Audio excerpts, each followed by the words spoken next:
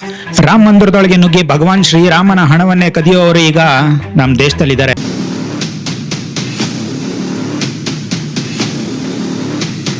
ಈ ಎಲ್ಲಾ ವಿಷಯಗಳನ್ನ ಅಖಿಲೇಶ್ ಯಾದವ್ ಟ್ವೀಟ್ ಮಾಡಿ ಪ್ರಶ್ನೆ ಮಾಡಿದ್ರು.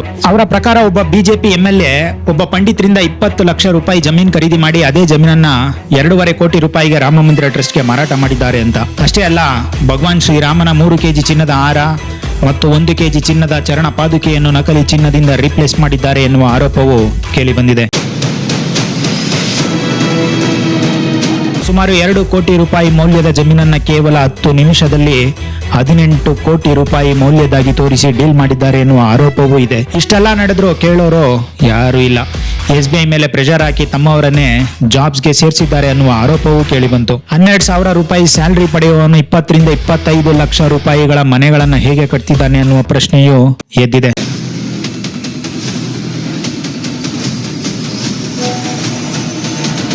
ಆಮ್ ಆದ್ಮಿ ಪಾರ್ಟಿಯ ಸಂಜಯ್ ಸಿಂಗ್ ರಾಮ ಮಂದಿರಕ್ಕೆ ಸಂಬಂಧಿಸಿದ 11 ಲ್ಯಾಂಡ್ ಡಾಕ್ಯುಮೆಂಟ್ಸ್ ಗಳನ್ನ SITಗೆ ಕೊಟ್ಟಾಗ ಮಂದಿರದ ಕೋರ್ಟ್ ರೂಮ್ ನಲ್ಲಿ ಗುಟ್ಟಾಗಿ ಹಿಡನ್ ಕ್ಯಾಮೆರಾಸ್ ಗಳನ್ನ ಹಾಕಲಾಯಿತು. ಇನ್ನೊಂದು ಆರೋಪ ಏನಂದ್ರೆ, ರಾಮ ಮಂದಿರ ಟ್ರಸ್ಟ್ ನ 15 ಸದಸ್ಯರಲ್ಲಿ 12 ಜನರನ್ನ ಬಿಜೆಪಿ ಸರ್ಕಾರವೇ ನೇಮಿಸಿತ್ತು. ರಾಮ ಮಂದಿರ ಕನ್ಸ್ಟ್ರಕ್ಷನ್ ನಲ್ಲಿಯೂ 40% ಕಮಿಷನ್ ಕೂಡ ಪಡೆದಿದ್ದಾರೆ ಅನ್ನೋ ಆರೋಪವೂ ಕೇಳಿ ಬಂತು. ಬಡವರು ಸಾಮಾನ್ಯ ಜನರು ಭಕ್ತಿಯಿಂದ ಕೈ ಮುಗಿದು ಕೊಟ್ಟ ಡೊನೇಷನ್ ಹಣವನ್ನು ಕದ್ದು ತಿಂದಿದ್ದಾರೆ.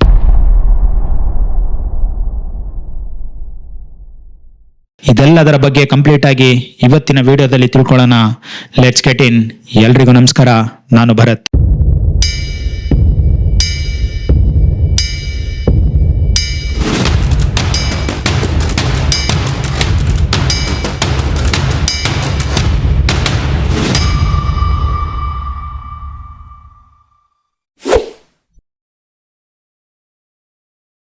ಅಯೋಧ್ಯೆಯ ರಾಮ ಮಂದಿರಕ್ಕೆ ಪ್ರತಿದಿನ ಲಕ್ಷಾಂತರ ಭಕ್ತರು ದರ್ಶನಕ್ಕೆ ಬರ್ತಾರೆ. ಯಾರೋ ಒಬ್ಬ ರೈತ ತನ್ನ ಬೆಳೆ ಕಟಾವಾದ್ಮೇಲೆ ಅದರಲ್ಲಿನ ಒಂದು ಭಾಗವನ್ನ ಭಗವಾನ್ ರಾಮನಿಗೆ ಅರ್ಪಿಸಲು ಬರ್ತಾನೆ. ಯಾರೋ ಒಬ್ಬ ತಾಯಿ ತನ್ನ ಮನೆಯ ಖರ್ಚಿನಲ್ಲಿ ಸ್ವಲ್ಪ ಹಣ ಉಳಿಸಿ ಅದನ್ನೇ ಕಾಣಿಕೆಯಾಗಿ ತರ್ತಾಳೆ. ಇನ್ನೊಬ್ಬ ಕಾರ್ಮಿಕ ತನ್ನ ಹರಕೆ ಈಡೇರಿದ ಸಂತೋಷದಲ್ಲಿ ಭಗವಾನ್ ರಾಮನಿಗೆ ಕಾಣಿಕೆ ಹಾಕ್ತಾನೆ. ಈ ರೀತಿ ಬರುವ ಲಕ್ಷಾಂತರ ಜನರು ಗಂಟೆಗಟ್ಟಲೆ ಸಾಲಿನಲ್ಲಿ ನಿಲ್ಲುವುದಕ್ಕೆ ಒಂದೇ ಒಂದು ಕಾರಣ, ನಾವು ಕೊಡುವ ಕಾಣಿಕೆ ನೇರವಾಗಿ ಭಗವಾನ್ ರಾಮನ ಸೇವೆಗೆ ಹೋಗುತ್ತದೆ ಅನ್ನೋ ನಂಬಿಕೆ. ಆದರೆ ಇಂದು ಇದೇ ಲಕ್ಷಾಂತರ ಜನರ ನಂಬಿಕೆಗೆ ದ್ರೋಹ ಆಗಿದೆ. ನೀವು ಬ್ಯಾಂಕ್ ಸ್ಕ್ಯಾಮ್, ಮನೆ ಕಳ್ತನ, ಹಣದ ಸ್ಕ್ಯಾಮ್ ಇವೆಲ್ಲದರ ಬಗ್ಗೆ ಕೇಳಿರ್ತೀರ. ಆದರೆ ಈಗ ರಾಮ ಮಂದಿರದೊಳಗೆ ಹೋಗಿ ಭಗವಾನ್ ರಾಮನ ಹೆಸರಿನಲ್ಲಿ ಬಂದ ಕಾಣಿಕೆಯನ್ನೇ ಕದಿಯಲಾಗಿದೆ. ಸುತ್ತಮುತ್ತ TCS, CCTV cameras, audit team, state bank of India staffs ಎಲ್ಲರೂ ಇದ್ದರು. ದೇಶದ ಅತ್ಯಂತ ಸುರಕ್ಷಿತ ಕ್ಯಾಶ್ ಕೌಂಟಿಂಗ್ ರೂಮ್ಸ್ಗಳು ಕೂಡ ಇತ್ತು. ಆದರೂ ಯಾರ ಮೇಲೆ ಡೊನೇಷನ್ ಹಣದ ಜವಾಬ್ದಾರಿ ಇಡಲಾಗಿತ್ತೋ ಅವರ ಹೆಸರೇ ಇಂದು FIR ನಲ್ಲಿದೆ. ಇನ್ನೂ ಗಂಭೀರ ಆರೋಪ ಏನಂದರೆ, ಇವರೆಲ್ಲರೂ ಒಂದು ಗ್ಯಾಂಗ್ ಥರ ಕೆಲಸ ಮಾಡ್ತಿದ್ರಂತೆ.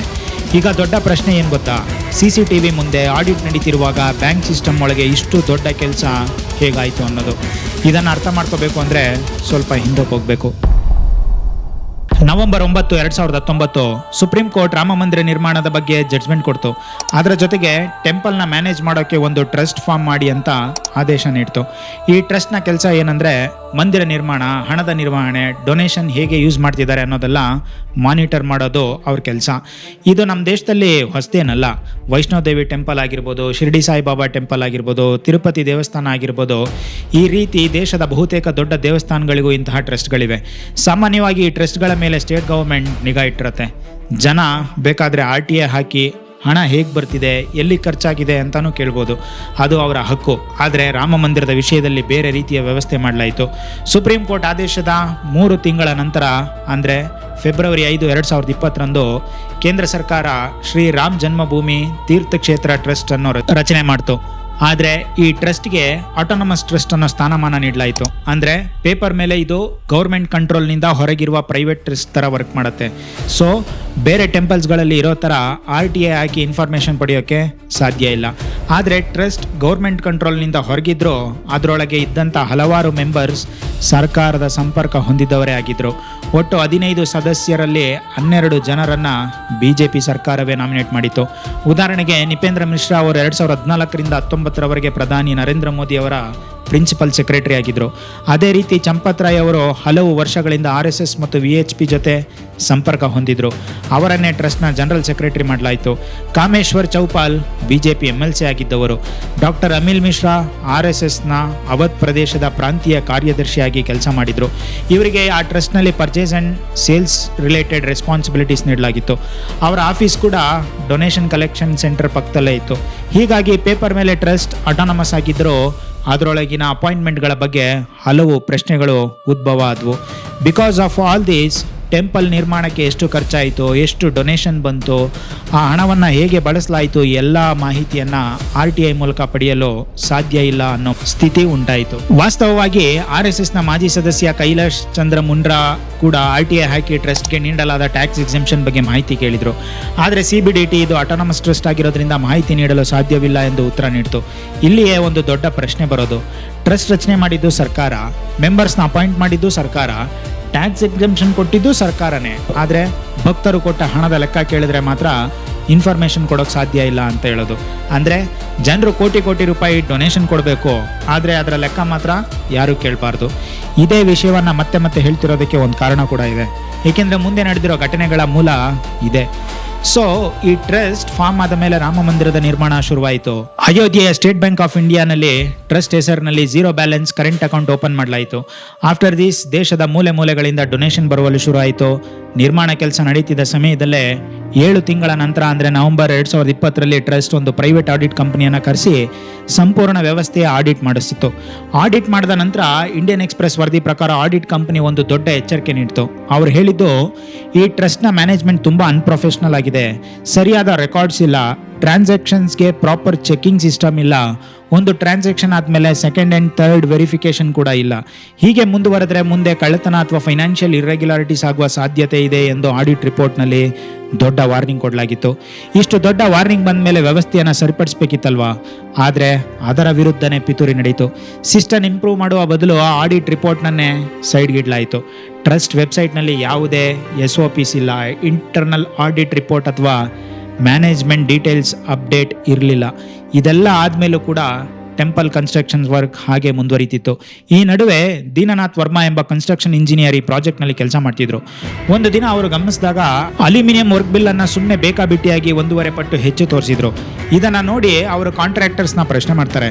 ಆಗ ಕಾಂಟ್ರಾಕ್ಟರ್ಸ್ ಹೇಳಿದ್ದೇನೆಂದರೆ, ಟ್ರಸ್ಟ್ನ ಡಾಕ್ಟರ್ ಅನಿಲ್ ಮಿಶ್ರಾ ಅವರಿಗೆ 40% ಕೊಡಬೇಕಾಗುತ್ತೆ, ಅದಕ್ಕಾಗಿಯೇ ಬಿಲ್ ಹೆಚ್ಚಿಸ್ಬೇಕು ಅಂತ ಹೇಳ್ತಾರೆ.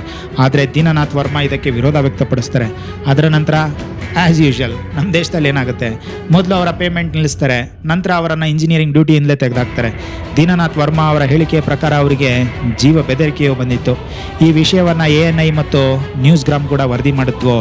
ಆದರೆ ಆ ಸಮಯದಲ್ಲಿ ಈ ವಿಷಯ ಹೆಚ್ಚು ಚರ್ಚೆ ಆಗಲಿಲ್ಲ. ಸ್ವಲ್ಪ ಸಮಯದ ನಂತರ ಈ ವಿಚಾರ ತಣ್ಣಗಾಯಿತು. ಇದೆಲ್ಲದರ ನಡುವೆ ರಾಮ ಮಂದಿರದ ನಿರ್ಮಾಣ ಪೂರ್ಣವಾಯಿತು. ಜನವರಿ 23, 2024ರಂದು ರಾಮ ಮಂದಿರವನ್ನು ಭಕ್ತರಿಗಾಗಿ ತೆರೆಯಲಾಯಿತು. ಮಂದಿರ ತೆರೆದ ನಂತರ ಆರಂಭದಲ್ಲೇ ಪ್ರತಿದಿನ 8 ರಿಂದ 13 ಲಕ್ಷ ರೂಪಾಯಿವರೆಗೆ ಡೊನೇಷನ್ ಬರತೊಡಗಿತು. ಹಬ್ಬಗಳ ಸಮಯದಲ್ಲಿ ಇದು 50 ರಿಂದ 60 ಲಕ್ಷ ರೂಪಾಯಿವರೆಗೂ ತಲುಪ್ತಿತ್ತು. ಇಷ್ಟೊಂದು ಡೊನೇಷನ್ ಹ್ಯಾಂಡಲ್ ಮಾಡಲು trust 4 automatic hi-tech counting machines, computerised receipt counters ಮತ್ತು ಹೆಚ್ಚುವರಿ ಡೊನೇಷನ್ ಬಾಕ್ಸ್ಗಳನ್ನು ಅಳವಡಿಸಿತು. ಆದರೂ ದಿನದಿಂದ ದಿನಕ್ಕೆ ಡೊನೇಷನ್ ಹೆಚ್ಚಾಗ್ತಿದ್ದ ಕಾರಣ ಅದನ್ನು ಮ್ಯಾನೇಜ್ ಮಾಡೋದು ಕಷ್ಟ ಆಗ್ತಿತ್ತು. ಆಗ ಟ್ರಸ್ಟ್ 2 ದೊಡ್ಡ ಡಿಸಿಷನ್ ತಗೊಳುತ್ತೆ. ಮೊದಲನೇದು, ರಾಮ ಮಂದಿರದಿಂದ ಸುಮಾರು 200 ಮೀಟರ್ ದೂರದಲ್ಲಿರುವ ಫೆಸಿಲಿಟಿ ಸೆಂಟರ್ನ ಬೇಸ್ಮೆಂಟ್ನಲ್ಲಿ ಒಂದು high security cash counting room build ಮಾಡಬೇಕು ಅನ್ನೋದು. ಅಲ್ಲಿ CCTV ಸೇರಿದಂತೆ ಎಲ್ಲ ಸೆಕ್ಯೂರಿಟಿ ವ್ಯವಸ್ಥೆಯನ್ನು ಮಾಡಲಾಯಿತು. ಎರಡನೇದು, ಈ trust state bank of India ಜೊತೆ ಒಂದು MOU ಅಂದರೆ ಮೆಮೊರಂಡಮ್ ಆಫ್ ಅಂಡರ್ಸ್ಟ್ಯಾಂಡಿಂಗ್ಗೆ ಸೈನ್ ಮಾಡುತ್ತೆ. ಈ MOU ಪ್ರಕಾರ ಡೊನೇಷನ್ ಕಲೆಕ್ಟ್ ಮಾಡೋದು, ಕ್ಯಾಶ್ ಕೌಂಟ್ ಮಾಡೋದು ಮತ್ತು ಬ್ಯಾಂಕ್ಗೆ ಡೆಪಾಸಿಟ್ ಮಾಡೋ ತನಕ ಸಂಪೂರ್ಣ ಪ್ರೋಸೆಸ್ಸನ್ನು SBI ನೋಡ್ಕೋಬೇಕಿತ್ತು. ಈಗ ಸಾಮಾನ್ಯವಾಗಿ SBI ರಿಕ್ರೂಟ್ಮೆಂಟ್ ಅಂದರೆ ಹೆಂಗಿರುತ್ತೆ, ಇಂಟರ್ವ್ಯೂ ಇರುತ್ತೆ, ಅದಕ್ಕೆ ತಕ್ಕ ಕ್ವಾಲಿಫಿಕೇಷನ್ ಇರಬೇಕು ಆ್ಯಂಡ್ ಎಕ್ಸ್ಪೀರಿಯನ್ಸ್ ಕೇಳ್ತಾರೆ. So this is SBI interview process. ಇವೆಲ್ಲದರ ಆಧಾರದ ಮೇಲೆ ಸ್ಟಾಫನ್ನು ಆಯ್ಕೆ ಮಾಡಬೇಕು. ಆದರೆ ಇಲ್ಲಿ ಹಾಗಾಗಲಿಲ್ಲ. ಪ್ರೊಫೆಷ್ನಲ್ ರಿಕ್ರೂಟ್ಮೆಂಟ್ ಬದಲಾಗಿ ಯಾರು ಟ್ರಸ್ಟಲ್ಲಿ ಇರೋ ಮೆಂಬರ್ಸ್ಗೆ ಹತ್ತಿರ ಇದ್ದಾರೋ ಅವರಿಗೆ ಆದ್ಯತೆ ಕೊಡಲಾಗಿದೆ ಎನ್ನಲಾಗಿದೆ. ಮೊದಲಿಗೆ ಚಂಪತ್ ರಾಯ್ ಅವರಿಗೆ ಆಪ್ತರಾಗಿದ್ದ ರಿತೇಶ್ ಚತುರ್ವೇದಿ ಮತ್ತು ಗಗನ್ದೀಪ್ ಸಿಂಗ್ ಅವರನ್ನು ದೇವಸ್ಥಾನದ ಬ್ಯಾಂಕ್ಗೆ ಡೊನೇಷನ್ ತೆಗೆದುಕೊಂಡು ಹೋಗುವ ಟೀಮ್ಗೆ ಸೇರಿಸ್ತಾರೆ. ಹಿಂದೂಸ್ತಾನ್ ವರದಿಯ ಪ್ರಕಾರ ಒಬ್ಬ ಬ್ಯಾಂಕ್ ಆಫೀಸರ್ ಹೇಳಿದ್ದೇನೆಂದರೆ, ರಿಕ್ರೂಟ್ಮೆಂಟ್ ಸಮಯದಲ್ಲಿ SBI ಮೇಲೆ ಒತ್ತಡ ಹಾಕಿ ಟ್ರಸ್ಟ್ಗೆ ಲಾಯಲ್ ಇರುವವರನ್ನೇ ತೆಗೆದುಕೊಳ್ಳುವಂತೆ ಹೇಳಲಾಗಿತ್ತು ಎನ್ನಲಾಗಿದೆ. ಅಂದರೆ ಪ್ರೊಫೆಷನಲ್ ಸ್ಟಾಫ್ಸ್ ಬದಲಾಗಿ ರೆಕಮೆಂಡೇಶನ್ ಮೇಲೆ ಅಪಾಯಿಂಟ್ ನಡೆದಿದೆ ಎನ್ನೋ ಆರೋಪ ಕೇಳಿಬಂತು. ಇದರ ನಂತರ ಕ್ಯಾಶ್ ಸೆಕ್ಯೂರಿಟಿ ಮತ್ತು ಕ್ಯಾಶ್ ಹ್ಯಾಂಡ್ಲಿಂಗ್ ಕೆಲಸಕ್ಕಾಗಿ SBI ಸೈನಿಕ್ ಸೆಕ್ಯೂರಿಟಿ ಸರ್ವಿಸ್ ವಾರಣಾಸಿಗೆ ಕಾಂಟ್ರಾಕ್ಟ್ ನೀಡಿತು. ಆದರೆ ಅಲ್ಲೂ ಕೂಡ ಇಂಟರ್ವ್ಯೂ ಅಥವಾ ಪ್ರೊಫೆಷನಲ್ ಸೆಲೆಕ್ಷನ್ ಬದಲಾಗಿ ಟ್ರಸ್ಟ್ನ ರೆಕಮೆಂಡೇಶನ್ ಮೇರೆಗೆ ಅಯೋಧ್ಯೆಯ ಸ್ಥಳೀಯರನ್ನ ನೇಮಕ ಮಾಡಲಾಗಿದೆ ಎನ್ನಲಾಗಿದೆ. ಉದಾಹರಣೆಗೆ ಮನೀಶ್ ಯಾದವ್ ಇವರು ಚಂಪತ್ ರಾಯ್ ಅವರ ಡ್ರೈವರ್ನ ಸೋದರಳಿಯ. ಇವರನ್ನ ಕ್ಯಾಶ್ ಕೌಂಟಿಂಗ್ ಟೀಮ್ಗೆ ಜಾಯಿನ್ ಮಾಡಿಸಿದ್ರು. ಅದೇ ರೀತಿ ಅನುಕಲ್ಪ್ ಮಿಶ್ರಾ ಇವರು ಲವಕುಶ್ ಮಿಶ್ರಾ ಅವರ ಭಾವ. ಈ ಇಬ್ಬರು trust members doctor Anil Mishra ಅವರ ಸಂಬಂಧಿಕರು ಎನ್ನಲಾಗಿದೆ. ಇವರಿಗೆ ನೋಟ್ಸ್ ಕೌಂಟ್ ಮಾಡೋದು ಮತ್ತು ಡೊನೇಷನ್ ವೋಚರ್ ತಯಾರಿಸುವ ಜವಾಬ್ದಾರಿ ನೀಡಲಾಗಿತ್ತು. ಅದೇ ರೀತಿ ರಾಮಶಂಕರ್ ಅಲಿಯಾಸ್ ಟೀನು ಯಾದವ್ ಇವರು ಚಂಪತ್ ರಾಯ್ ಅವರ ಪರ್ಸನಲ್ ಡ್ರೈವರ್. ಇವರಿಗೆ VIP visits, strong room keys, cash counting ಸೇರಿದಂತೆ ಹಲವು ಪ್ರಮುಖ ಜವಾಬ್ದಾರಿಗಳನ್ನು ನೀಡಲಾಗಿತ್ತು. ಇವರೆಲ್ಲರಿಗೂ ಸುಮಾರು 20 ರಿಂದ 22 ಸಾವಿರ ಸ್ಯಾಲ್ರಿ, ಕೆಲವರಿಗೆ 12 ಸಾವಿರ ರೂಪಾಯಿ ಸ್ಯಾಲ್ರಿ ಮಾತ್ರ ಇತ್ತು. ಆದರೆ ಮುಂದೆ ನಡೆದ ಘಟನೆಗಳಲ್ಲಿ ಇಷ್ಟು ಜನರ ಹೆಸರುಗಳೇ ಮತ್ತೆ ಕೇಳಿ ಬಂತು. ಸೊ ಎಲ್ಲ ರಿಕ್ರೂಟ್ಮೆಂಟ್ ಮುಗಿದ ನಂತರ ಮಂದಿರದ ಒಳಗಿನ ಪ್ರೋಸೆಸ್ಸನ್ನು ರೂಲ್ಸ್ ಪ್ರಕಾರ ಸೆಟ್ ಮಾಡಲಾಯಿತು. ರೂಲ್ಸ್ ಪ್ರಕಾರ ಟೆಂಪಲ್ಸ್ನ ಹಲವೆಡೆ ಡೊನೇಷನ್ ಬಾಕ್ಸಸ್ ಇಡಲಾಗಿತ್ತು. ಈ ಬಾಕ್ಸಸ್ ತುಂಬಿದಾಗ ಟ್ರಸ್ಟ್ ಮತ್ತು ಬ್ಯಾಂಕ್ನ 4 ಜನರ ಮುಂದೆ ಅವುಗಳನ್ನು ಓಪನ್ ಮಾಡಲಾಯಿತು. ನಂತರ ಹಣವನ್ನು ಕಬ್ಬಿಣದ ಪೆಟ್ಟಿಗೆಯಲ್ಲಿ ಹಾಕಿ ಲಾಕ್ ಮಾಡಿ ಮಂದಿರದ ಸುಮಾರು 200 ಮೀಟರ್ ದೂರದಲ್ಲಿರುವ ಫೆಸಿಲಿಟಿ ಸೆಂಟರ್ನ ಬೇಸ್ಮೆಂಟ್ನಲ್ಲಿದ್ದ ರೂಮ್ಗೆ ತೆಗೆದುಕೊಂಡು ಹೋಗಲಾಗ್ತಿತ್ತು. ಈ ರೂಮ್ನೊಳಗೆ CCTV ನಿಗಾದಲ್ಲಿ ಆ ಪೆಟ್ಟಿಗೆಗಳನ್ನು ಇಡಲಾಗಿತ್ತು. ಇದನ್ನು ಅರ್ಜುನ್ ದೇವ್ ಎಂಬ ರೇಡಿಯೋ ಮೇಂಟೆನೆನ್ಸ್ ಆಫೀಸರ್ ನೋಡ್ಕೋತಿದ್ದ. ನಂತರ ಇದೇ ರೂಮ್ನಲ್ಲಿ CCTV ಸರ್ವಿಲೆನ್ಸ್ ಅಡಿಯಲ್ಲೇ 2 ಶಿಫ್ಟ್ಗಳಲ್ಲಿ ಹಣ ಎಣಿಕೆ ನಡೆಯುತ್ತಿತ್ತು. ಮೊದಲ ಶಿಫ್ಟ್ ಬೆಳಗ್ಗೆ 8 ಗಂಟೆಯಿಂದ ಮಧ್ಯಾಹ್ನ 2 ಗಂಟೆವರೆಗೆ, ಎರಡನೇ ಶಿಫ್ಟ್ ಮಧ್ಯಾಹ್ನ 2 ಗಂಟೆಯಿಂದ ರಾತ್ರಿ 8 ಗಂಟೆವರೆಗೆ ಇರ್ತಿತ್ತು. ಒಟ್ಟು 50 ಜನ ಈ ಕೌಂಟಿಂಗ್ ರೂಮ್ ನಲ್ಲಿ ಕೆಲಸ ಮಾಡ್ತಿದ್ರು. ಈ 50 ಜನರಲ್ಲಿ 24 ಜನ ಕೇವಲ ಹಣ ಎಣಿಸೋ ಕೆಲಸ ಮಾಡ್ತಿದ್ರು. ಇವರು ಹೆಸರಿಗೆ ಸೈನಿಕ್ ಸೆಕ್ಯೂರಿಟಿ ಸರ್ವಿಸ್ ಸಿಬ್ಬಂದಿ ಆಗಿದ್ರು. ಆದರೆ ಇವರನ್ನ ಟ್ರಸ್ಟ್ಗೆ ಆಪ್ತರಾಗಿದ್ದವರ ರೆಕಮೆಂಡೇಶನ್ ಮೇಲೆ ನೇಮಿಸಲಾಗಿತ್ತು. ಈ 24 ಜನರ ಮೇಲೆ 12 ಟ್ರಸ್ಟ್ ಸಿಬ್ಬಂದಿ ನಿಗಾ ಇಡ್ತಿದ್ರು. ಅವರ ಮೇಲೂ 14 ಸ್ಟೇಟ್ ಬ್ಯಾಂಕ್ ಆಫ್ ಇಂಡಿಯಾ ಮತ್ತು ಆಡಿಟ್ ಟೀಮ್ ಸದಸ್ಯರು ಗಮನ ಇಡ್ತಿದ್ರು. ಅಂದರೆ ಒಟ್ಟು 50 ಜನರ ಪ್ರೆಸೆನ್ಸ್ನಲ್ಲಿ ಮನಿ ಕೌಂಟಿಂಗ್ ನಡೀತಿತ್ತು. ಇದರ ಜೊತೆಗೆ ಸಂಪೂರ್ಣ ರೂಮ್ನಲ್ಲಿ CCTV ಕ್ಯಾಮ್ರಾಸ್ ಅಳವಡಿಸಲಾಗಿತ್ತು. ಈ CCTV ಇನ್ಫ್ರಾಸ್ಟ್ರಕ್ಚರನ್ನು TCS ಮ್ಯಾನೇಜ್ ಮಾಡ್ತಿತ್ತು. ಕೌಂಟಿಂಗ್ ನಡೆಯುವ ಸಮಯದಲ್ಲಿ ಯಾರಿಗೂ ಹೊರಗೆ ಹೋಗಲು ಪರ್ಮಿಷನ್ ಇರಲಿಲ್ಲ. ಕೇವಲ ವಾಶ್ರೂಮ್ಗೆ ಹೋಗಲು ಮತ್ತು ಊಟ ಮಾಡಲು ಮಾತ್ರ ಅವಕಾಶ ಇತ್ತು. ಈ 50 ಜನರಲ್ಲಿ ಕೆಲಸ ಮಾಡ್ತಿದ್ದ ಹಲವರು ಮೊದಲೇ ಒಬ್ಬರಿಗೊಬ್ಬರು ಪರಿಚಯಸ್ಥರಾಗಿದ್ದರು. ಲವಕುಶ್ ಮಿಶ್ರಾ, ಮನೀಶ್ ಯಾದವ್, ಅನುಕಲ್ಪ್ ಮಿಶ್ರಾ, ತೀನು ಯಾದವ್ ಇವರೆಲ್ಲರೂ ಒಂದಲ್ಲ ಒಂದು ರೀತಿಯಲ್ಲಿ ಕನೆಕ್ಟೆಡ್ ಆಗಿದ್ರು. ಯಾರೋ ಒಬ್ಬನ ಸಂಬಂಧಿ, ಯಾರೋ ಒಬ್ಬನ ಭಾವ, ಇನ್ನೂ ಕೆಲವರು ಸುಮಾರು 5-6 ವರ್ಷಗಳಿಂದ ಒಬ್ಬರಿಗೊಬ್ಬರು ಪರಿಚಯಸ್ಥರಾಗಿದ್ದರು. ಅಂದರೆ ರೆಕಮೆಂಡೇಶನ್ ಮೂಲಕ ಕೆಲಸ ಸಿಕ್ಕಿದ್ರಿಂದ ಇವರ ಬ್ಯಾಕ್ಗ್ರೌಂಡ್ ವೆರಿಫಿಕೇಶನ್ ಕೂಡ ಸರಿಯಾಗಿ ಮಾಡಲಿಲ್ಲ. ಈಗ ಕೌಂಟಿಂಗ್ ಪ್ರೋಸೆಸ್ ಶುರುವಾದ ನಂತರ ಆರೋಪಗಳ ಪ್ರಕಾರ ಇವರು ಕಳ್ತನ ಮಾಡಲು ಶುರು ಮಾಡಿದ್ರು. ಇವರಿಗೆ ಮೇನ್ ಕ್ಯಾಮ್ರಾಸ್ ಎಲ್ಲಿವೆ ಅನ್ನೋದು ಮೊದಲೇ ಗೊತ್ತಿತ್ತು. ಪರಸ್ಪರರ ಕೋಆರ್ಡಿನೇಷನ್ ಮಾಡಿಕೊಂಡು ಕೆಲವರು ಕ್ಯಾಮ್ರಾ ವ್ಯೂನ ಬ್ಲಾಕ್ ಮಾಡ್ತಿದ್ರು. ಯಾವಾಗ ಕ್ಯಾಮ್ರಾ ವ್ಯೂ ಬ್ಲಾಕ್ ಆಗ್ತಿತ್ತೋ ಆಗ ಉಳಿದವರು 500 ರೂಪಾಯಿ ನೋಟ್ಸ್ನ ಬಂಡಲನ್ನು ಪಾಕೆಟ್ಗೆ ಹಾಕ್ಕೊಳ್ತಿದ್ರು.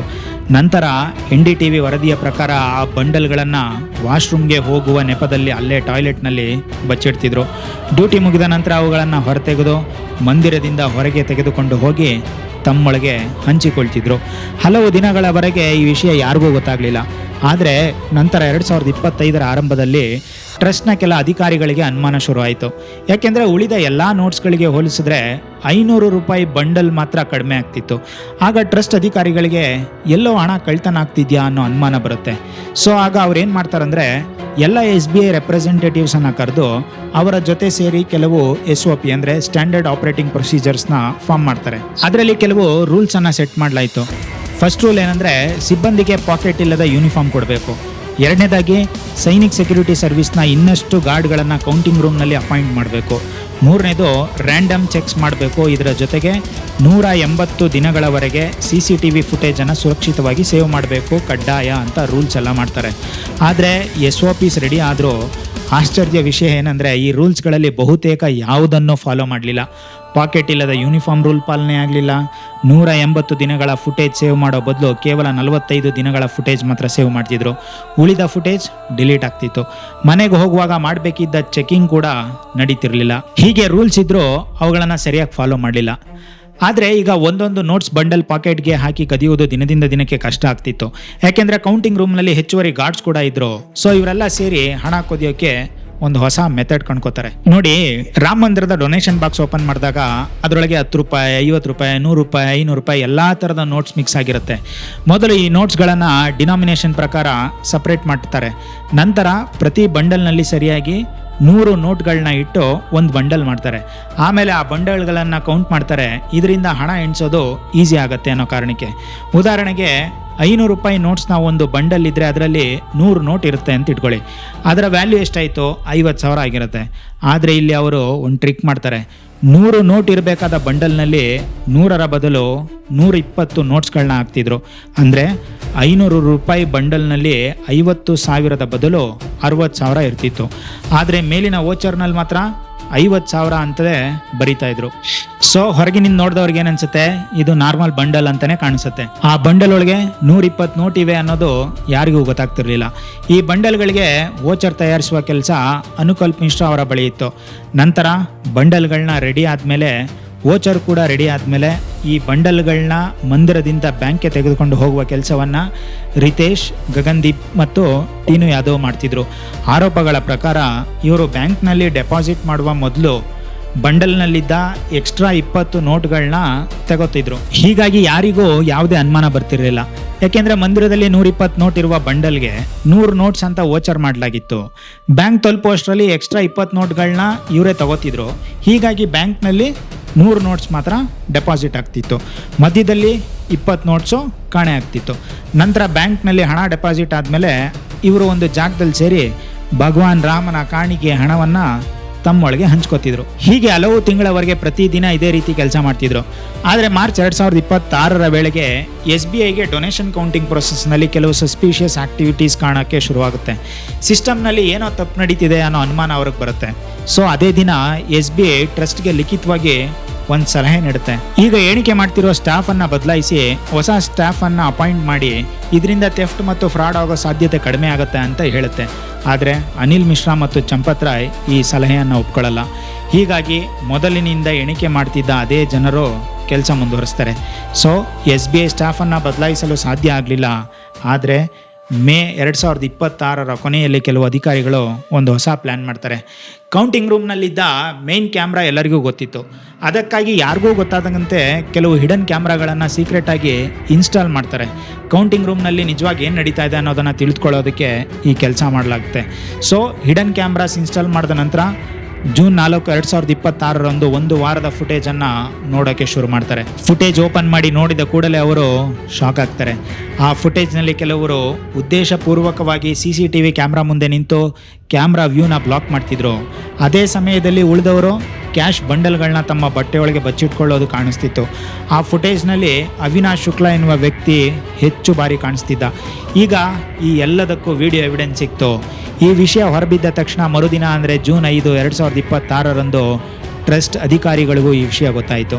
ತಕ್ಷಣ ಅವಿನಾಶ್ನ ಮನೆಗೆ ಪೊಲೀಸರು ಮತ್ತು ಟ್ರಸ್ಟ್ ಪ್ರತಿನಿಧಿಗಳನ್ನ ಕಳಿಸಲಾಯಿತು. ಸರ್ಚ್ ವೇಳೆ ತಿಂಗಳಿಗೆ ಕೇವಲ 20,000ದಿಂದ 22,000 ಸಂಬಳ ಪಡಿತಿದ್ದ ಅವಿನಾಶ್ನ ಮನೆಯಲ್ಲಿ $1ನಿಂದ $100ವರೆಗಿನ ಫಾರಿನ್ ಕರೆನ್ಸಿ ನೋಟ್ಸ್ಗಳು ಸಿಕ್ಕವು. ಯಾಕೆಂದರೆ ಮಂದಿರಕ್ಕೆ ವಿದೇಶಗಳಿಂದ ಡೊನೇಷನ್ ಬರ್ತಿತ್ತು. ಇದರ ಜೊತೆಗೆ ಸುಮಾರು 20,39,220 ರೂಪಾಯಿ ನಗದು ಮತ್ತು ಸುಮಾರು 58 ಲಕ್ಷ ಮೌಲ್ಯದ ವಸ್ತುಗಳು ಕೂಡ ಸಿಕ್ಕವು ಎಂದು ವರದಿಯಾಗಿದೆ. ಈಗ ಅವನ ವಿರುದ್ಧ ಎವಿಡೆನ್ಸ್ ಕೂಡ ಸಿಕ್ತು. ಅವನನ್ನು ಅರೆಸ್ಟ್ ಕೂಡ ಮಾಡಲಾಯಿತು. ಆದರೆ ಆರೋಪಗಳ ಪ್ರಕಾರ ಈ ವಿಷಯನ ಮುಚ್ಚಾಕೋದಕ್ಕೆ ತಕ್ಷಣ ಯಾವುದೇ ಫಾರ್ಮಲ್ FIR ದಾಖಲಿಸಲಿಲ್ಲ. ಇನ್ನೊಂದು ಕಡೆ ಕೌಂಟಿಂಗ್ ರೂಮ್ನಲ್ಲಿ ಕೆಲಸ ಮಾಡ್ತಿದ್ದ ಈ ಜನರ ಸಂಬಳ ತುಂಬ ಕಡಿಮೆ ಇತ್ತು. ಆದರೆ ಇವರ ಲೈಫ್ ಸ್ಟೈಲ್ ಮಾತ್ರ ತುಂಬ ವೇಗವಾಗಿ ಬದಲಾಗ್ತಿತ್ತು. ಇವರು ಹೊಸ ಮನೆಗಳನ್ನ ಕಟ್ಸ್ಕೊತಿದ್ರು. ಉದಾಹರಣೆಗೆ ಲವಕುಶ್ನ ಸಂಬಳ ಕೇವಲ 12,000 ಇತ್ತು. ಆದರೆ ಅವನು ಸುಮಾರು 25 ಲಕ್ಷ ಖರ್ಚು ಮಾಡಿ 2 ಅಂತಸ್ತಿನ ಮನೆ ಕಟ್ಟಿಸಲು ಶುರು ಮಾಡಿದ್ದ. ಇದನ್ನೆಲ್ಲ ನೋಡಿದ ಕೆಲ ಸಿಬ್ಬಂದಿಗೆ ಅನುಮಾನ ಶುರುವಾಯಿತು. ಅವರಲ್ಲಿ ಒಬ್ಬ ವ್ಯಕ್ತಿ ಈ ಎಲ್ಲ ವಿಷಯವನ್ನು ಪವನ್ ಪಾಂಡೆ ಅಂದರೆ ಸಮಾಜವಾದಿ ಪಾರ್ಟಿಯ ಪವನ್ ಪಾಂಡೆ ಅವರ ಬಳಿ ಹೋಗಿ ಹೇಳ್ತಾನೆ. ನಂತರ ಅಖಿಲೇಶ್ ಯಾದವ್ ಈ ವಿಷಯದ ಬಗ್ಗೆ ಟ್ವೀಟ್ ಮಾಡ್ತಾರೆ. ಆ ಟ್ವೀಟ್ ನಂತರ ಈ ಪ್ರಕರಣ ದೇಶಾದ್ಯಂತ ದೊಡ್ಡ ಸುದ್ದಿ ಆಯಿತು. Allegations of corruption have shaken one of the country's most sacred sites, the Ram Mandir. The question is simple: was public trust betrayed in the name of faith? And if so, who is responsible? ಇದಾದ ನಂತರ ಎಲ್ಲರ ಮನಸ್ಸಿನಲ್ಲಿ ಒಂದೇ ಪ್ರಶ್ನೆ: ದೇವರ ಹೆಸರಿನಲ್ಲಿ ಜನ ಕೊಟ್ಟ ಡೊನೇಷನ್ ನಿಜವಾಗ್ಲೂ ದುರುಪಯೋಗ ಆಯ್ತಾ? ಹಾಗಾದ್ರೆ ಅದಕ್ಕೆ ಜವಾಬ್ದಾರಿ ಆದರೂ ಯಾರು? ಯಾವಾಗ ಈ ಸುದ್ದಿ ಮೊದಲ ಬಾರಿಗೆ ಹೊರಬಂತೋ ಆಗ general secretary Sampat Rai audit ನಡೀತಾ ಇರುತ್ತೆ, ಗಾಬರಿ ಆಗೋ ವಿಷಯ ಏನೂ ಇಲ್ಲ, श्री राम जन्मभूमि तीर्थ क्षेत्र अपने भिन्न भिन्न कार्यों का ऑडिट समय समय पर करता रहता है। ಆದ್ರೆ ಅದೇ ವಾರದೊಳಗೆ ಟ್ರಸ್ಟ್ನ ಮಾಜಿ ಅಕೌಂಟೆಂಟ್ ಇನ್ಚಾರ್ಜ್ ಮಹಿಪಾಲ್ ಸಿಂಗ್ ಮುಂದೆ ಬಂದು 2020-2021ರಿಂದಲೇ ಇಲ್ಲಿ ಕಳ್ಳತನ ನಡೀತಿದೆ ಅಂತ ಆರೋಪಿಸ್ತಾರೆ. ಅದರ ಜೊತೆ ಇವರು ಇನ್ನೊಂದು ವಿಷಯವನ್ನು ಹೇಳ್ತಾರೆ. ಭಕ್ತರು ಹೆಚ್ಚಿನ ಕ್ರೌಡ್ ಇರುವ ಕಾರಣ ಚಿನ್ನ ಬೆಳ್ಳಿ ಆಭರಣಗಳನ್ನು ಟ್ರಸ್ಟ್ ಕಚೇರಿಯಲ್ಲಿ ಜಮೆ ಮಾಡೋ ಬದಲು ನೇರವಾಗಿ ಡೊನೇಷನ್ ಬಾಕ್ಸ್ಗೆ ಹಾಕ್ತಿದ್ರು. ಅದಾದ ನಂತರ ಟೀನು ಯಾದವ್ ಆ ಆಭರಣಗಳ ಫೋಟೋ ತೆಗೆದು ಚಂಪತ್ ರಾಯ್ ಅವರಿಗೆ ಕಳಿಸ್ತಿದ್ದ ಎಂದು ಅವರು ಆರೋಪ ಮಾಡ್ತಾರೆ. ಅಷ್ಟೇ ಅಲ್ಲ, ಬೆಳ್ಳಿ ಆಭರಣಗಳಿಂದ ತುಂಬಿದ್ದ 10 ಚೆಸ್ಟ್ ಬಾಕ್ಸ್ಗಳನ್ನು ಯಾವುದೇ ಲೆಕ್ಕವಿಲ್ಲದೆ, ಯಾವುದೇ ರಿಸಿಪ್ಟ್ ಇಲ್ಲದೆ ಹೊರಗೆ ತೆಗೆದುಕೊಂಡು ಹೋಗುವುದನ್ನು ತಾವು ನೋಡಿದ್ದೇನೆ ಎಂದು ಮಹಿಪಾಲ್ ಆರೋಪಿಸ್ತಾರೆ. ಈ ವಿಷಯದ ಬಗ್ಗೆ ದೂರು ನೀಡಿದ ನಂತರ ತಮ್ಮನ್ನು ಕೆಲಸದಿಂದ ತೆಗೆದುಹಾಕಲಾಯಿತು ಎಂದು ಅವರು ಹೇಳಿದರು. ಮಹಿಪಾಲ್ ಮುಂದೆ ಬಂದ ನಂತರ ಬಿಜೆಪಿಯ ಮಾಜಿ ಸಂಸದ ಬ್ರಿಜ್ ಭೂಷಣ್ ಶರಣ್ ಸಿಂಗ್ ಕೂಡ ಡೊನೇಷನ್ ಕಳ್ಳತನ ಮತ್ತು ಮಿಸ್ಯೂಸ್ ಬಗ್ಗೆ ಎಲ್ಲ ಮಾಹಿತಿ ನನ್ನ ಬಳಿ ಇದೆ, ಆದರೆ ಇದರಲ್ಲಿ ತುಂಬ ಪವರ್ಫುಲ್ ಜನರಿದ್ದಾರೆ, ಅದಕ್ಕಾಗಿ ನಾನು ಎಲ್ಲವನ್ನು ಬಹಿರಂಗಪಡಿಸುವುದಿಲ್ಲ ಎಂದು ಹೇಳ್ತಾರೆ. ಈ ಆರೋಪಗಳು ಹೊರಬಂದ ನಂತರ ದೇಶಾದ್ಯಂತ ಈ ವಿಷಯ ಭಾರೀ ಚರ್ಚೆಯಾಗತೊಡಗಿತು. ಎಲ್ಲ ಕಡೆಯಿಂದಲೂ ಒತ್ತಡ ಹೆಚ್ಚಾಯಿತು. ಕೊನೆಗೆ ಜೂನ್ 13, 2026ರಂದು ಯುಪಿ ಮುಖ್ಯಮಂತ್ರಿ Yogi Adityanath SIT special investigation team ರಚಿಸಿ ತನಿಖೆಗೆ ಆದೇಶ ನೀಡ್ತಾರೆ. SIT ಅದೇ ದಿನದಿಂದ ಕೆಲಸ ಶುರು ಮಾಡಿ ಅಯೋಧ್ಯೆಗೆ ಹೋಗಿ 40ಕ್ಕೂ ಹೆಚ್ಚು ಜನರನ್ನ ವಿಚಾರಣೆ ಮಾಡಿತು. ನಂತರ SIT ಕೌಂಟಿಂಗ್ ರೂಮ್ ಹತ್ರ ತಲುಪಿತು. ಅಲ್ಲಿ ಶೌಚಾಲಯದ ಒಳಗೆ ಪರಿಶೀಲನೆ ನಡೆದಾಗ 4.5 ಲಕ್ಷ ರೂಪಾಯಿ ಕ್ಯಾಶ್ ಸಿಗತ್ತೆ. ಅಲ್ಲಿ ಅಧಿಕಾರಿಗಳಿಗೆ ಕಳ್ತನ ಆಗಿರೋದು ಇಲ್ಲಿಯೇ ಅನ್ನೋದು ಅನುಮಾನಕ್ಕೆ ಮತ್ತಷ್ಟು ಗಟ್ಟಿಯಾಯಿತು.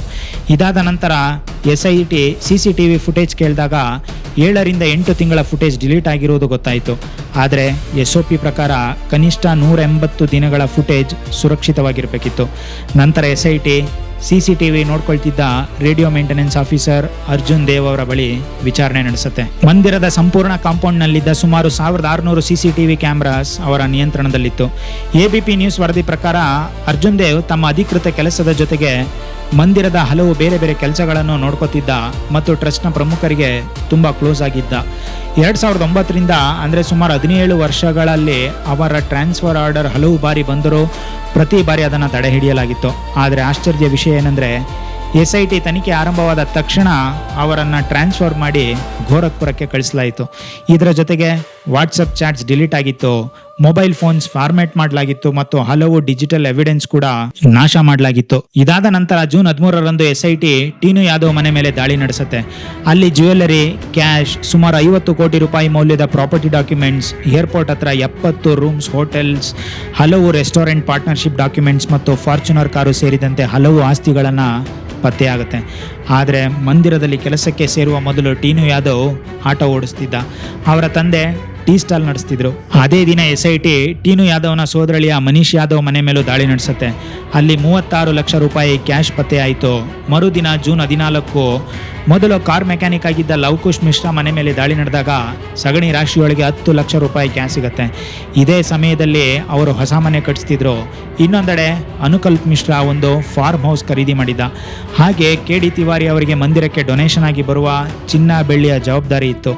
ಅವರು ಸುಮಾರು 1.5 ಕೋಟಿ ರೂಪಾಯಿ ಮೌಲ್ಯದ ಜಮೀನು ಖರೀದಿಸಿದ್ರು. ಸೊ 2026 ಜೂನ್ 23ರವರೆಗೆ SIT ಎಷ್ಟು ವಿಚಾರಣೆ ನಡೆಸಿತ್ತೋ ಅದರ ಪ್ರಾಥಮಿಕ ವರದಿಯನ್ನು ಸಿದ್ಧಪಡಿಸಿತು. ಆದರೆ ಇಲ್ಲಿ ಒಂದು ದೊಡ್ಡ ಸಮಸ್ಯೆ ಇತ್ತು. ಆ ವರದಿಯನ್ನು additional chief secretary Sanjay Prasad ಅವರಿಗೆ ಸಲ್ಲಿಸಲಾಯಿತು. ಈಗ ನೀವು ಕೇಳ್ಬೋದು, ಸಂಜಯ್ ಪ್ರಸಾದ್ ಅವರಿಗೆ ಸಲ್ಲಿಸಿದ್ರಲ್ಲಿ ಏನು ಸಮಸ್ಯೆ ಇದೆ ಅಂತ. ಈ ವೆಬ್ಸೈಟ್ಗೆ ಹೋಗಿ ಟ್ರಸ್ಟ್ ಮೆಂಬರ್ ಸೆಕ್ಷನ್ ನೋಡಿ. ಟ್ರಸ್ಟ್ ಸದಸ್ಯರ ಪಟ್ಟಿಯಲ್ಲಿ ಸಂಜಯ್ ಪ್ರಸಾದ್ ಅವರ ಹೆಸರೇ ಇದೆ. ಈಗ ನೀವೇ ನೋಡಿ, ತನಿಖೆ ಯಾರ ಮೇಲೆ ನಡೀತಿದೆ? ಟ್ರಸ್ಟ್ನ ವ್ಯವಸ್ಥೆಯ ಮೇಲೆ ಮತ್ತು ತನಿಖೆಯ ವರದಿ ಯಾರ ಬಳಿ ಹೋಗ್ತಿದೆ? ಅದೇ ಟ್ರಸ್ಟ್ನ ಸದಸ್ಯನ ಬಳಿ. ಇದು ನೇರವಾದ ಕಾನ್ಫ್ಲಿಕ್ಟ್ ಆಫ್ ಇಂಟ್ರೆಸ್ಟ್. ಆದರೆ SIT ವರದಿ ಸಲ್ಲಿಸಿದ 2 ದಿನದ ನಂತರ ಜೂನ್ 25, 2026ರಂದು ಟ್ರಸ್ಟ್ ಸದಸ್ಯ ಕೃಷ್ಣ ಮೋಹನ್ FIR ದಾಖಲಿಸ್ತಾರೆ. ಒಟ್ಟು 8 ಜನರ ವಿರುದ್ಧ ಅವಿನಾಶ್ ಶುಕ್ಲಾ, ಅನುಕಲ್ಪ್ ಮಿಶ್ರಾ, ಲವ್ ಮಿಶ್ರಾ, ಮನೀಶ್ ಯಾದವ್ ಸೇರಿದಂತೆ ಸ್ಕ್ರೀನ್ ಮೇಲೆ ಕಾಣ್ತಿರುವ ಎಲ್ಲರ ವಿರುದ್ಧ FIR ದಾಖಲಾಗಿತ್ತು. ನಂತರ ಇವರನ್ನು ಬಂಧಿಸಿ ಜೈಲಿಗೆ ಕಳಿಸಲಾಯಿತು. ಜೈಲಿಗೆ ಹೋದ ನಂತರ ಪೊಲೀಸರು ಅವಿನಾಶ್ ಶುಕ್ಲಾ ಅವರನ್ನು ವಿಚಾರಣೆ ಮಾಡಿದಾಗ ಅವಿನಾಶ್ ಹೇಳಿದ್ದೇನೆಂದರೆ, ಈ ಸಂಪೂರ್ಣ ವ್ಯವಸ್ಥೆಯಲ್ಲಿ ಡಾಕ್ಟರ್ ಅನಿಲ್ ಮಿಶ್ರಾ ಕೂಡ ಇದ್ದರು. ಅವರು ಸುಮಾರು 100 ಜನರನ್ನು ನೇಮಿಸಿಕೊಂಡು ರಾಮ ಮಂದಿರದ ಒಳಗೆ ಈ ಸಂಪೂರ್ಣ ಸಿಂಡಿಕೇಟ್ನ ನಡೆಸ್ತಿದ್ರು. ಆದರೆ ಗಮನಿಸಿ, ಇದು ಇನ್ನೂ ಸಾಬೀತಾಗಿಲ್ಲ. ಇದು ಕೇವಲ ಒಂದು ಆರೋಪ. ಈ ಸುದ್ದಿ ಹೊರಬಂದ ತಕ್ಷಣ ಎಲ್ಲೆಡೆ ಗದ್ದಲ ಶುರುವಾಯಿತು. ಪ್ರತಿಪಕ್ಷಗಳು ಸಾವಿರಾರು ಕೋಟಿ ರೂಪಾಯಿಗಳ ಹಗರಣ ನಡೆದಿದೆ ಎಂದು ಆರೋಪಿಸತೊಡಗಿದವು. ಆದರೆ ಈಗಲೂ ಸಣ್ಣ ಮಟ್ಟದ ಜನರನ್ನು ಮಾತ್ರ ಹಿಡಿದು ಎಲ್ಲ ತಪ್ಪನ್ನು ಅವರ ಮೇಲೆ ಹಾಕಲಾಗ್ತಿದೆ. ದೊಡ್ಡ ದೊಡ್ಡ ಪ್ರಭಾವಿ ವ್ಯಕ್ತಿಗಳನ್ನು ರಕ್ಷಿಸಲಾಗುತ್ತಿದೆ ಎಂಬ ಆರೋಪವೂ ಕೇಳಿ ಬರ್ತಿದೆ. ವಾಸ್ತವವಾಗಿ ಸಂತೋಷ್ ದುಬೆ ಇವರು ಸ್ವತಃ ರಾಮ ಜನ್ಮಭೂಮಿ ಚಳವಳಿಯಿಂದ ಸಂಬಂಧ ಹೊಂದಿದವರು. ಅವರು ನೇರವಾಗಿ ಚಂಪತ್ ರೈ ಮತ್ತು ಅನಿಲ್ ಮಿಶ್ರಾ ಅವರನ್ನ ಕಳ್ಳರು ಎಂದು ಆರೋಪಿಸ್ತಾರೆ. SIT ಏನೂ ಮಾಡಲ್ಲ, ಕೇವಲ ವಿಷಯಗಳನ್ನ ಮುಚ್ಚಿ ಹಾಕುವ ಕೆಲಸ ಮಾಡುತ್ತೆ ಅಂತ ಆರೋಪ ಮಾಡ್ತಾರೆ. ಇದೆಲ್ಲ ನಡೀತಿದ್ದಾಗ ಜೂನ್ 25, 2026 ಮತ್ತೊಂದು ದೊಡ್ಡ ಬೆಳವಣಿಗೆ ನಡೆಯುತ್ತೆ. ಆಮ್ ಆದ್ಮಿ ಪಕ್ಷದ ಸಂಜಯ್ ಸಿಂಗ್ SIT ತಂಡಕ್ಕೆ ರಾಮ ಜನ್ಮಭೂಮಿಗೆ ಸಂಬಂಧಿಸಿದ 11 ಜಮೀನು ವ್ಯವಹಾರಗಳ ದಾಖಲೆಗಳನ್ನು ಸಲ್ಲಿಸ್ತಾರೆ. ಅದರ ಫೋಟೋ ಕೂಡ ಇದೆ, ಒಮ್ಮೆ ಪಾಸ್ ಮಾಡಿ ನೋಡಿ. ಸೊ ಇಲ್ಲಿವರೆಗೆ ರಾಮ ಮಂದಿರದ ಕಾಣಿಕೆ ಕಳ್ಳತನದ ವಿಚಾರ ನಡೀತಿದ್ರೆ, ಸಂಜಯ್ ಸಿಂಗ್ ಈಗ 2ನೇ ಫ್ರಂಟ್ ಅನ್ನ ತೆರೀತಾರೆ. ಈಗ ಆ ವರದಿಯಲ್ಲಿ ರಾಮ ಮಂದಿರದ ನಿರ್ಮಾಣ ನಡೀತಿದ್ದಾಗ 2021ರಲ್ಲಿ ಟ್ರಸ್ಟ್ ಶ್ರೀರಾಮ್ ಜನ್ಮಭೂಮಿ ಮಂದಿರ ನಿಧಿ ಸಮರ್ಪಣಾ ಅಭಿಯಾನ ಹೆಸರಿನಲ್ಲಿ ಫಂಡ್ ರೈಸಿಂಗ್ ಮಾಡ್ತು. ಕೇವಲ 1 ತಿಂಗಳಿಗಿಂತ ಕಡಿಮೆ ಸಮಯದಲ್ಲಿ ಭಕ್ತರು ಸುಮಾರು 151 ಕೋಟಿ ರೂಪಾಯಿ ದಾನ ಮಾಡಿದರು. ಈ ಹಣದಿಂದ ರಾಮ ಮಂದಿರಕ್ಕಾಗಿ ಜಮೀನು ಖರೀದಿಸಬೇಕಿತ್ತು. ಅದಕ್ಕಾಗಿ 5 ಸದಸ್ಯರ ಸಮಿತಿಯನ್ನು ರಚಿಸಲಾಯಿತು. ಆದರೆ 5ರಲ್ಲಿ ಕೇವಲ 2 ಚಂಪತ್ ರಾಯ್ ಮತ್ತು ಅನಿಲ್ ಮಿಶ್ರಾ ಮಾತ್ರ ಎಲ್ಲ ನಿರ್ಧಾರಗಳನ್ನ ತೆಗೆದುಕೊತಿದ್ರು. ಉಳಿದ 3ರಿಂದ ಕೇವಲ ಸಹಿ ಮಾತ್ರ ಮಾಡಿಸಿಕೊಳ್ಳಲಾಗ್ತಿತ್ತು. ಈಗ ಸಮಸ್ಯೆ ಏನಂದ್ರೆ, ಜಮೀನು ಖರೀದಿ ಮಾಡಿದ ವಿಧಾನವೇ ಅನುಮಾನಾಸ್ಪದವಾಗಿತ್ತು. ಉದಾಹರಣೆಗೆ ಮೇ 2021ರಲ್ಲಿ ಅಯೋಧ್ಯೆಯ ಮೇಯರ್ ಋಷಿಕೇಶ ಉಪಾಧ್ಯಾಯ ಅವರ ಸೋದರಳಿಯ ದೀಪ್ ನಾರಾಯಣ್ ಅವರಿಂದ ಟ್ರಸ್ಟ್ ಒಂದು ಜಮೀನು ಖರೀದಿಸಿತು. ಆದರೆ ಆಶ್ಚರ್ಯದ ವಿಷಯ ಏನಂದ್ರೆ, ದೀಪ್ ನಾರಾಯಣ್ ಆ ಜಮೀನನ್ನು ಕೇವಲ 2.5 ತಿಂಗಳ ಹಿಂದೆ 20 ಲಕ್ಷ ರೂಪಾಯಿಗೆ ಖರೀದಿಸಿದ್ರು. ಅದೇ ಜಮೀನನ್ನು 2.5 ತಿಂಗಳ ನಂತರ ಟ್ರಸ್ಟ್ ಸುಮಾರು 2.5 ಕೋಟಿಗೆ ಖರೀದಿ ಮಾಡುತ್ತೆ. ಈ ಹೆಚ್ಚುವರಿ ಹಣ ಯಾರ ಜೇಬಿಗೆ ಹೋಯಿತು? ಅದೇ ರೀತಿ ರವಿ ಮೋಹನ್ ತಿವಾರಿ ಮತ್ತು ಸುಲ್ತಾನ್ ಅನ್ಸಾರಿ 2 ಕೋಟಿಗೆ 1.2 ಹೆಕ್ಟೇರ್ ಜಮೀನನ್ನು ಖರೀದಿಸಿದ್ರು. ಸುಮಾರು 10 ನಿಮಿಷಗಳ ನಂತರ ಅದೇ ಜಮೀನನ್ನು ಟ್ರಸ್ಟ್ 18.5 ಕೋಟಿಗೆ ಖರೀದಿ ಮಾಡುತ್ತೆ. ಗಂಟೆ ಅಥವಾ ತಿಂಗಳ ಅಂತರವಲ್ಲ, ಕೇವಲ 10 ನಿಮಿಷ. ಇನ್ನೂ ಕೆಲವು ವ್ಯವಹಾರಗಳು ಕ್ರಿಮಿನಲ್ ಬ್ಯಾಕ್ಗ್ರೌಂಡ್ ಹೊಂದಿದ್ದವರ ಜೊತೆಯಲ್ಲೂ ನಡೆದಿದ್ವು. ಹರೀಶ್ ಪಾಠಕ್ ಮತ್ತು ಅವರ ಪತ್ನಿ ಕುಸುಮ್ ವಿರುದ್ಧ ಕಳ್ಳತನ, ವಂಚನೆ ಮತ್ತು ಫೋರ್ಜರಿ ಪ್ರಕರಣಗಳಿದ್ವು. 2018ರಿಂದ ಕೋರ್ಟ್ ಇವರನ್ನು ಅಬ್ಸ್ಕಂಡರ್ ಎಂದು ಘೋಷಿಸಿತ್ತು. ಪೊಲೀಸರು ಹುಡುಕ್ತಿದ್ರು, ಟ್ರಸ್ಟ್ ಇವರ ಜೊತೆ ಜಾಮೀನು ವ್ಯವಹಾರ ಮಾಡಿತ್ತು. 676 ಚದರ ಮೀಟರ್ ಜಮೀನನ್ನು ಒಬ್ಬ BJP ಶಾಸಕ ಇನ್ನೊಬ್ಬ ಪಂಡಿತರಿಂದ 20 ಲಕ್ಷಕ್ಕೆ ಖರೀದಿಸಿ ನಂತರ ಅದನ್ನೇ 2.5 ಕೋಟಿಗೆ ಟ್ರಸ್ಟ್ಗೆ ಮಾರಾಟ ಮಾಡಿದ್ರು. ಇಷ್ಟೊಂದು ದೊಡ್ಡ ಮಟ್ಟದ ಹಣದ ವ್ಯವಹಾರ ನಡೆಯುತ್ತಿದ್ದರೂ ಸ್ಥಳೀಯ ಪಂಡಿತರು ಜಮೀನಿನ ಹೆಸರಿನಲ್ಲಿ ಫ್ರಾಡ್ ಮಾಡಿ ಹಣವನ್ನು ಹೊಳಗೆ ಹಾಕ್ತಿದ್ದಾರೆ ಎಂದು ಹಲವು ಬಾರಿ ಹೇಳಿದರು. ಆದರೆ ಆಗ ಯಾವುದೇ ಕ್ರಮ ಕೈಗೊಳ್ಳಿಲ್ಲ. ಇದರ ಜೊತೆಗೆ ರಾಮ ಮಂದಿರ ನಿರ್ಮಾಣ ನಡೀತಿದ್ದಾಗ ವಿಶ್ವ ಸಿಂಧಿ ಸೇವಾ ಸಂಗಮ ಸಂಘದವರು 26 ಜನವರಿ 2021ರಂದು ತಲಾ 1 kg 200 ಬೆಳ್ಳಿ ಇಟ್ಟಿಗೆಗಳನ್ನು, ಅಂದರೆ ಸುಮಾರು 200 kg ಬೆಳ್ಳಿಯನ್ನು ಚಂಪತ್ ರಾಯ್ ಅವರಿಗೆ ನೀಡ್ತಾರೆ. ಸಾಮಾನ್ಯವಾಗಿ ಇಂತಹ ದಾನ ನೀಡಿದಾಗ ರೆಸಿಪ್ಟ್ ಕೊಡಲಾಗುತ್ತೆ. ಆದರೆ ಇಲ್ಲಿ ಮೊದಲು ಬೆಳ್ಳಿಯ ಪ್ಯೂರಿಟಿ ಚೆಕ್ ಮಾಡಿದ ನಂತರ ರೆಸಿಪ್ಟ್ ಕೊಡ್ತೇವೆ ಅಂತ ಹೇಳ್ತಾರೆ. ಆದರೆ ಇವತ್ತಿನವರೆಗೂ ಆ ರೆಸಿಪ್ಟ್ ಕೂಡ ಸಿಕ್ಕಿಲ್ಲ. ಆ ಬೆಳ್ಳಿಯ ಇಟ್ಟಿಗೆಗಳು ಏನಾದವು ಎಂಬುದು ಯಾರಿಗೂ ಗೊತ್ತಿಲ್ಲ. ಈಗ SIT ಮುಂಬೈನಲ್ಲೂ ವಿಚಾರಣೆ ನಡೆಸ್ತಿದೆ. ಒಬ್ಬ ಉದ್ಯಮಿ ಹೇಳಿದ್ದು, ರಾಮ್ಲಲ್ಲಾಗಾಗಿ 3 kg ಬೆಳ್ಳಿಯ ಹಾರ ಮತ್ತು 1 kg ಚರಣಪಾದುಕೆಯನ್ನು ಟೀನು ಯಾದವ್ಗೆ ನೀಡಿದ್ದೆ. ಅದರ ರೆಸಿಪ್ಟ್ ಕೂಡ ಇನ್ನೂ ಸಿಕ್ಕಿಲ್ಲ. ನೋಡಿ, ಜನರು ಭಗವಾನ್ ರಾಮನ ಮೇಲಿನಿಂದ ಭಕ್ತಿಯಿಂದ ತಮ್ಮ ದುಡಿಮೆಯ ಹಣವನ್ನು ಇಯರಿಂಗ್ಸ್, ಜುಮ್ಕಾ, ಮೂಗುತಿ ಸೇರಿದಂತೆ ಅನೇಕ ಆಭರಣಗಳನ್ನು ಅರ್ಪಿಸ್ತಾರೆ. ಆದರೆ ಅವುಗಳ ಯಾವುದೇ ಸರಿಯಾದ ದಾಖಲೆಯೂ ಇಲ್ಲ. ಬದಲಾಗಿ ಎಲ್ಲ ಆಭರಣಗಳನ್ನು ಟ್ರಸ್ಟ್ನ ದಾಖಲೆಗೆ ಬರುವ ಮೊದಲೇ ದಾನ ಪೆಟ್ಟಿಗೆಯಿಂದ ತೆಗೆದು ಕಳ್ಳತನ ಮಾಡಲಾಗಿದೆ ಎಂಬ ಆರೋಪ ಕೇಳಿಬರ್ತಿದೆ. ಯಾರು ಮಾಡಿದ್ದಾರೆ ಅನ್ನೋದಕ್ಕೆ ತನಿಖೆ ಇನ್ನೂ ನಡೀತಾ ಇದೆ. ಈಗ ಇನ್ನೊಂದು ದೊಡ್ಡ ಅನುಮಾನ ಶುರುವಾಗಿದೆ. ಭಗವಾನ್ ರಾಮನಿಗೆ ಅರ್ಪಿಸಿದ ನಿಜವಾದ ಆಭರಣಗಳನ್ನು ತೆಗೆದು ಅದರ ಬದಲು ಫೇಕ್ ಜ್ಯುವೆಲ್ಲರಿ ಇಟ್ಟಿರಬಹುದೇ ಎಂಬುದು, ಅದರ ತನಿಖೆಯೂ ನಡಿಬೇಕು. ಈ ಸಂಪೂರ್ಣ ತನಿಖೆಯಲ್ಲಿ ಅತಿ ನೋವಿನ ವಿಷಯ ಏನಂದರೆ, ವಾರ್ನಿಂಗನ್ನು 1 ಬಾರಿ ಅಲ್ಲ 2 ಬಾರಿ ನೀಡಲಾಗಿತ್ತು. ಮೊದಲು 2020ರಲ್ಲಿ, ನಂತರ 2025ರಲ್ಲಿ. ಆದರೆ 2 ಬಾರಿ ಅದನ್ನು ಗಂಭೀರವಾಗಿ ತೆಗೆದುಕೊಳ್ಳಲಿಲ್ಲ. ಯಾರೋ ತಮ್ಮ ಮಗನ ಉದ್ಯೋಗಕ್ಕಾಗಿ ಹರಕೆ ಹೊತ್ತು ಹಣ ಹಾಕ್ತಿದ್ದಾರೆ, ಯಾರೋ ತಂದೆ ತಾಯಿ ಆರೋಗ್ಯಕ್ಕಾಗಿ ದಾನ ಮಾಡಿದ್ದಾರೆ. ನೀವು ರಾಮ ಮಂದಿರಕ್ಕೆ ಹೋದರೆ ಜನರು ಕೈ ಮುಗಿದು ಭಗವಾನ್ ರಾಮನ ಮುಂದೆ ಹಣ ಇಡುವುದನ್ನು ನೋಡ್ಬೋದು. ಆ ಭಕ್ತಿಯ ಹಣವನ್ನೇ ಕದ್ಕೊಂಡು ಹೋಗಿದ್ದಾರೆ ಎಂಬ ಆರೋಪ ಈಗ ಎಲ್ಲೆಡೆ ಕೇಳಿ ಬರ್ತಿದೆ. ಈಗ ಅತಿ ದೊಡ್ಡ ಪ್ರಶ್ನೆ ಏನಂದರೆ, ಭಗವಾನ್ ರಾಮನ ಆಭರಣಗಳನ್ನು ಕದ್ದು ಅವರಿಗೆ ನಕಲಿ ಆಭರಣ ಹಾಕುವವರು ಯಾರು? ಇದರ ಸತ್ಯ ಹೊರಬರೋದು ಬಹಳ ಮುಖ್ಯ. FIR ನೋಡಿದ್ರೆ ಸಣ್ಣ ಮಟ್ಟದ ಹೆಸರುಗಳೇ ಕಾಣ್ತಿದೆ, ಡ್ರೈವರ್, ಸೋದರಳಿಯ, ಸಂಬಂಧಿಕರು. ಆದರೆ ಇವರ ಹಿಂದೆ ಇದ್ದ ದೊಡ್ಡ ವ್ಯಕ್ತಿಗಳು ಯಾರು? ಅವರ ಹೆಸರು ಇನ್ನೂ ಹೊರಬಂದಿಲ್ಲ. ಇವರು ಒಬ್ಬರೇ ಇಷ್ಟು ಕೋಟಿ ರೂಪಾಯಿಗಳ ವ್ಯವಹಾರ ನಡೆಸುವಷ್ಟು ಸಾಮರ್ಥ್ಯ ಹೊಂದಿದ್ದಾರೆ ಎಂದು ನಂಬೋದು ಕಷ್ಟ. ಇವರ ಹಿಂದೆ ಇದ್ದ ಪ್ರಭಾವಿ ವ್ಯಕ್ತಿಗಳು ಯಾರು ಎಂಬುದು ಹೊರಬರಬೇಕು. ಆಗ ಮಾತ್ರ ಮುಂದೆ ಯಾರೂ ಇಂತಹ ಕೆಲಸ ಮಾಡಲು ಧೈರ್ಯ ಮಾಡಲ್ಲ. ಇದನ್ನು ಸರಿಪಡಿಸಬೇಕಾದ್ರೆ ವ್ಯವಸ್ಥೆಯನ್ನೇ ಬದಲಾಯಿಸಬೇಕು. ಟ್ರಸ್ಟನ್ನು RTIಯಿಂದ ಹೊರಗಿಟ್ಟ ನಂತರವೇ ಈ ಸಮಸ್ಯೆಗಳು ಆರಂಭವಾದವು ಎಂಬ ಆರೋಪ ಕೇಳಿಬರುತ್ತಿದೆ. ನಿಯಮಗಳನ್ನ ಸರಿಯಾಗಿ ಪಾಲಿಸಲಿಲ್ಲ. ಈ ಎಲ್ಲ ಹಣ ಸಾರ್ವಜನಿಕರಿದ್ದು, ಆದ್ದರಿಂದ ಅದರ ಲೆಕ್ಕವು ಸಾರ್ವಜನಿಕವಾಗಿರಬೇಕು. ಪ್ರತಿ ವರ್ಷದ ಇಂಡಿಪೆಂಡೆಂಟ್ ಆಡಿಟ್ ವೆಬ್ಸೈಟ್ನಲ್ಲಿ ಪ್ರಕಟವಾಗಬೇಕು. ಡೊನೇಷನ್ಗೆ ರಿಯಲ್ ಟೈಮ್ ಡ್ಯಾಶ್ಬೋರ್ಡ್ ಇರಬೇಕು. ಪ್ರತಿಯೊಂದು ಆನ್ಲೈನ್ ಟ್ರಾನ್ಸಾಕ್ಷನ್ ಸಾರ್ವಜನಿಕರವಾಗಿ ಕಾಣುವಂತಿರಬೇಕು ಮತ್ತು ಹಣ ಎಣಿಸುವ ಸಿಬ್ಬಂದಿ ಅವರನ್ನು ನೇಮಿಸುವವರಿಗಿಂತ ಸಂಪೂರ್ಣವಾಗಿ ಇಂಡಿಪೆಂಡೆಂಟ್ ಆಗಿರಬೇಕು. ಇದ್ರ ಬಗ್ಗೆ ನಿಮ್ಗೆ ಏನು ಅನಿಸುತ್ತೆ ಅನ್ನೋದನ್ನು ಕಮೆಂಟ್ನಲ್ಲಿ ತಿಳಿಸಿ. ಹಾಗೆ ಈ ವಿಡಿಯೋ ಇಷ್ಟ ಆಗಿದ್ರೆ ಲೈಕ್ ಮಾಡಿ, ಶೇರ್ ಮಾಡಿ ಮತ್ತು ನಮ್ಮ ಚಾನಲ್ಗೆ ಸಬ್ಸ್ಕ್ರೈಬ್ ಆಗೋದನ್ನು ಮರಿಬೇಡಿ. ನಮಸ್ಕಾರ.